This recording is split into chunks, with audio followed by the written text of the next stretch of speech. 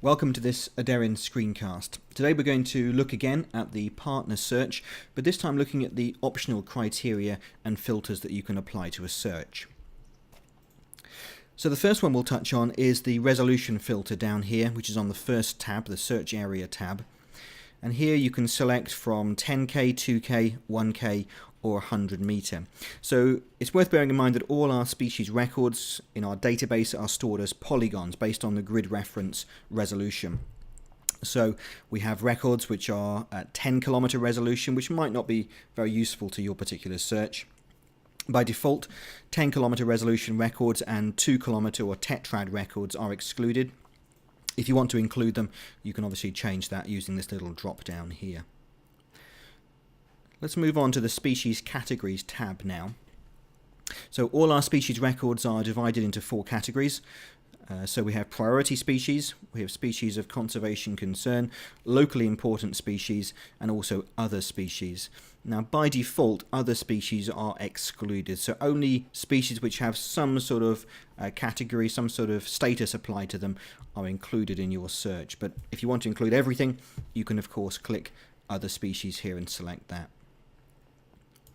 Species and groups allows you to filter your result set by a particular taxon group or even by a specific species.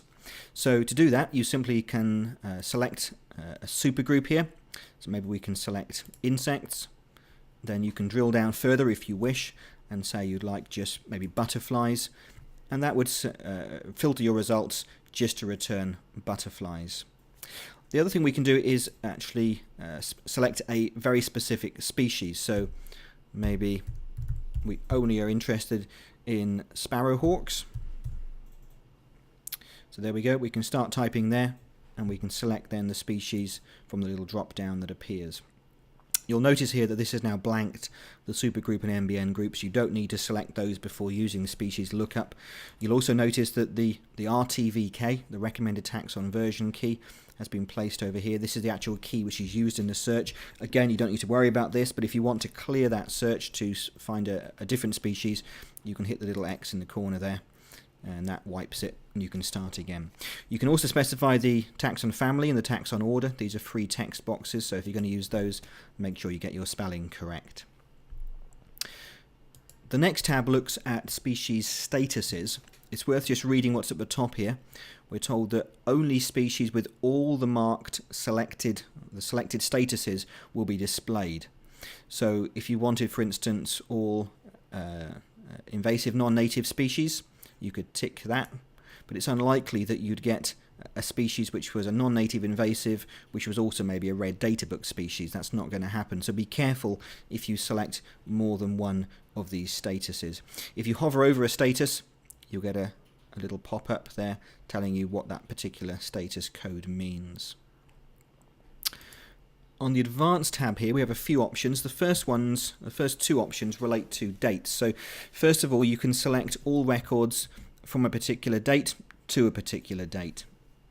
Secondly, you can select the date entered. This is a little different, so maybe a record was recorded in one year but we didn't receive it until the following year or maybe much later.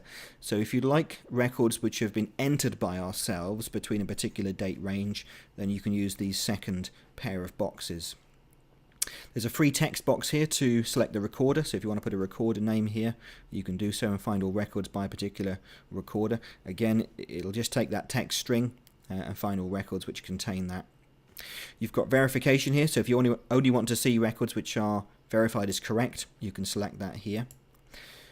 The next option is DTube. This one again has a little help box attached to it, so if you click on that, you get some information here. What DTube does, if you turn it on, is it takes all records with the same species name and the same grid reference and groups them into a single line. So it will maybe say there's 10 records of this particular species between a particular date range. So it can drastically reduce the size of your results page by summarizing all these species records. So if you just want to know about unique species on a site, that can be very useful to switch on. You also have the option here to filter data by an LRC, so if you just want to receive or see data from a particular LERC, you can do so there, and finally you can change the ordering of the results. The very final tab here, Habitats and Sites, as the name implies, allows you to return not just the species records, but also the habitat, the phase 1 habitat information, and also whether there's any designated sites within your particular search area. Well, that concludes this particular screencast. Thanks for watching. We always welcome feedback, so if you'd like to get in touch with us, please do so via info@biz.org.uk.